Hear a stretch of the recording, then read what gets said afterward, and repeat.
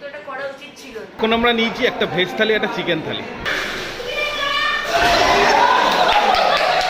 খুবই ভালো লেগেছে এই রুমটা। এই রুমটা স্পেসে অনেক বড়। সবজিটা খেতে কিন্তু খারাপ করে না, ভালোই করে।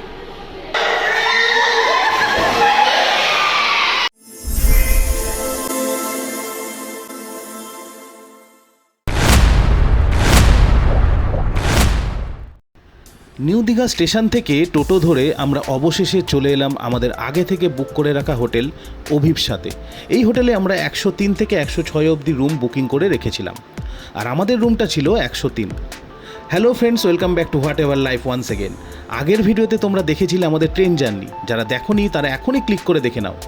হোটেল থেকে সমুদ্রের ডিস্টেন্স ছিল পায়ে হেঁটে 8 থেকে 10 মিনিট। হোটেলের বাইরেটা ওভারঅল ভালোই ছিল, তোমরা গাড়ি নিয়েও এখানে আসতে পারো, এখানে গাড়ি রাখারও ব্যবস্থা রয়েছে। হোটেলের ইন্টেরিয়ার খুব সুন্দর ছিল, রিসেপশনের পাশেই ছিল বসে খাওয়ার জায়গা, আর ছিল একটি সুন্দর ফিশ অ্যাকোরিয়াম। তো হোটেলে পৌঁছে আমরা একটু রেস্ট নিয়ে নিলাম। এই হচ্ছে 103 নাম্বার রুম, তাই তো? এসি রুম, যেটা এখানে একটা এলইডি টিভি আছে, আর এখানে এসি রয়েছে। দাদা, আপনাকে একটা জিনিস জিজ্ঞেস করছি, এই রুমটাতে, এদিকে আসেন আপনি, এই রুমটাতে যখন সিজন থাকে নন সিজন থাকে কীরকম রেট থাকে একটু বলুন না। আমরা জানি না, ম্যানেজার কাছে কথা বলতে হবে। ঠিক আছে, বেশ। এটা কভারটা বেশ বড় আছে, দেখো এখানে কাপড় জামা লাগানো, আর এখানে হচ্ছে টয়লেট। এটা হচ্ছে টয়লেট। বাহ, টয়লেটে গিজারও রয়েছে। আর কিন্তু গরম, এখন যা গরম পড়েছে তাতে তো মনে হচ্ছে জলও গরম হয়ে গেছে না? তাহলে ঠান্ডা জল পাওয়ার ব্যবস্থা কি করা যায়? কোনো উপায় নেই?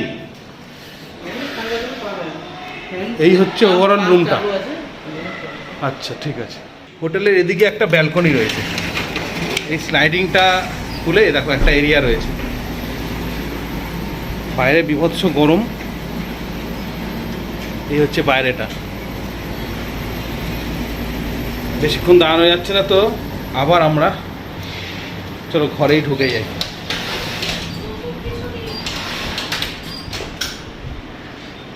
এই রুমটার ট্যারিফ হচ্ছে 1500 পার নাইট। এসিটাও খুব সুন্দর কাজ করছে, এখানে বসার একটা সোফা রয়েছে। তারপরে তোমার এই রুমটা কিরম লাগছে? আমার খুবই ভালো লেগেছে এই রুমটা। এই রুমটা স্পেসে অনেক বড়। আচ্ছা, সবাইকে আসার জন্য রেকমেন্ড করবো হোটেল অভিবসাতে। খুবই ভালো। আর আমরা ভাবছিলাম রুমটা একটু বেশি ভেতরে, কিন্তু এমনই না, 10 বা 5 মিনিটের মধ্যে চলে এসেছি। টোটো করে? টোটোওয়ালা বলছে নাকি এটা অনেক দূরে। আচ্ছা, ঠিক আছে। ওই জন্য একটু বেশি চার্জ করলো, কিন্তু এটা করা উচিত ছিল না। এবার আমরা লাঞ্চ করতে যাব, আবার তোমার সাথে কথা হবে, তাই তো? লাঞ্চে আমি ভাবছি মিক্স ফ্রাইড রাইস খাবো, দেখি কি করা যায়। সেটা তোমাদেরকে দেখাবো। হোটেলে কিছুক্ষণ রেস্ট নিয়ে আমরা যথারীতি চলে গেলাম লাঞ্চ করতে। লাঞ্চ করতে একটু দেরি হয়ে গিয়েছিল। আমরা লাঞ্চে কি কি খেলাম সেটা তোমরা ঝটপট দেখে নাও। এখন আমরা নিয়েছি একটা ভেজ থালি, একটা চিকেন থালি। ভেজ থালিতে ভাত রয়েছে, একটা সবজি আলু ভাজা, তার সাথে ডাল। এটা হলো ভেজ থালি। এই ভেজ থালিতে আছে ভাত, কুমড়ো আলুর তরকারি, আলু ভাজা, আর এই একটা মিক্সড সবজি, সঙ্গে ডাল। আর চিকেন থালি, এটা হলো দাম 90 রুপিস। আর যদি চিকেন থালি নাও, এর সঙ্গে এই 3 পিস এরকম বড় বড় সুন্দর পিসগুলো 3 পিস চিকেন দেওয়া হবে। চিকেনটা দেখে তো ভালোই লাগছে, এবার খেয়ে দেখতে হবে কিরকম হয়েছে। দামটা পড়বে 180 টাকা। 180 টাকা। আর ভেজ থালিটার দাম হচ্ছে তোমার 90 টাকা। সামনে তুমি মিক্সড ফ্রাইড রাইস নিয়েছো এত খাবার থাকতে? প্রথমত একটু মিক্সড ফ্রাইড রাইসটা দেখিয়ে দিই। এই যে বোলটা, এই বোলটাতে দিয়েছে, যেটা প্লেটে নিয়ে খাচ্ছে। আমি এক্সপেক্ট করিনি এতটা ভালো হবে। দীঘা এসে পেয়েছি, খুবই ভালো, পুরো চাইনিজ হয়েছিল জিনিসটা। আচ্ছা, এই মিক্সড ফ্রাইড রাইসের মধ্যে প্রন রয়েছে, তাই তো? চিকেনও রয়েছে। প্রন ছোট সাইজ হতে পারে, কিন্তু পুরো অনেক বড়। আচ্ছা, এই মিক্সড ফ্রাইড রাইস দেবো, এটা তোমরা খেতে পারো, খুবই ভালো। খুবই ভালো হয়েছে। কোয়ান্টিটি পুরো এনাফ। এটার প্রাইস কত? 200। এটার প্রাইস 200। তোমার ভালো লেগেছে এটা? আমার খুবই ভালো লেগেছে। ঠিক আছে। এই বাবাকে একটু দেখা না, এরকম করে দাও। ভালো লাগছে তো? এই সবজিটা ডাল দিয়ে পেঁয়াজ লঙ্কা আলু ভাজা, সবজিটা খেতে কিন্তু খারাপ করে না, ভালোই করে। তোমার কী ভালো সবজিটা খেতে? এখানকার রান্নাগুলো বেশ ভালো, মানে এটা হোটেলের ভেতরের যে রেস্টুরেন্টটা, যে নিজস্ব রান্নাগুলো বেশ ভালোই লাগে। কিন্তু রুমে যদি নিয়ে গিয়ে তুমি খাও তাহলে 10% হ্যাঁ, সেটা তো চার্জ দিতে হবে, কি আসবে। কিন্তু এখানে বসে খেলে যা থাকবে তাই, এক্সট্রা কোনো চার্জেবল। হোটেল অভিপ্সাদ যে মেনু কার্ড হচ্ছে সেটা হচ্ছে এই মেনু কার্ড, সেটা তোমাদের দেখাচ্ছি, তোমরা পজ করে প্রাইসগুলো দেখে নিতে পারো কী কী রয়েছে। টি, কফি, লাঞ্চ, ব্রেকফাস্ট। লাঞ্চ করার পর আর বেশি সময় নষ্ট না করে চলে গেলাম এই হোটেলের সুইমিং পুলে, আর সেখানে আমরা কতটা এনজয় করলাম সেটা তোমরা দেখতে থাকো।